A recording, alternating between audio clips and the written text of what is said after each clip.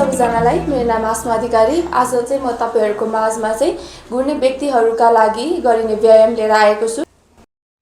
तपाईको जिब्रोको टुप्पोले माथिल्लो दाँतको पछिल्लो भागलाई छुँदै मुखको तालुको पछाडि सार्दै लानुहोस्।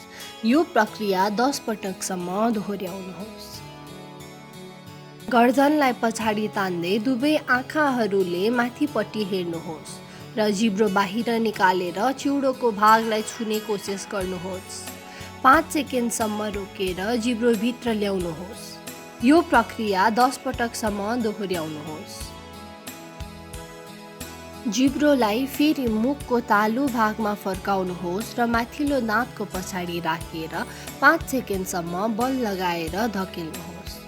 यो प्रक्रिया 10 पटकसम्म दोहोर्याउनुहोस्।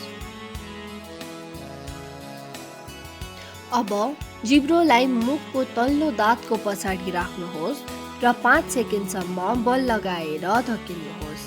यो प्रक्रिया कृपया 10 पटकसम्म दोहोर्याउनुहोस्। अनुहारको कसरत। आफ्नो दायाँ औला मुखको भित्री भागमा राखेर बायाँ गालालाई बाहिर धकेल्ने कोसिस गर्नुहोस्। त्यो बेलामा गालाका मांसपेशीलाई कडा पार्नुहोस्। फेरि बायाँ औला प्रयोग गरेर दायाँ गालालाई त्यसै गरी धकेल्नुहोस्।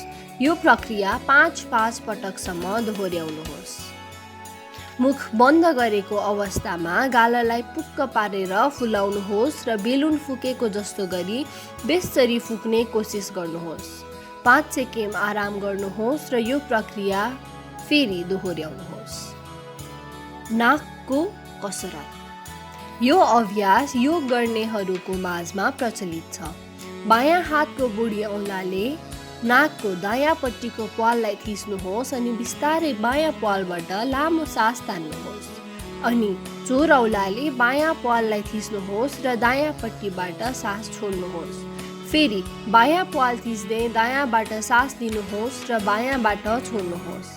यो प्रक्रिया 10 पटकसम्म दोहोर्याउनुहोस्।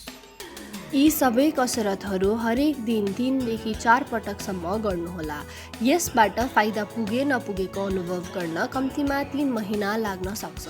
माथि देखाइएका कसरत बाहेक गर्दनको मांसपेशी मजबुत गराउन आफ्नो इच्छा अनुसार बेलुन फुक्ने, शङ्ख फुक्ने, लेग्रो तानेर ओम उच्चारण गर्ने जस्ता पुराना विधिले पनि फाइदा गर्छन्।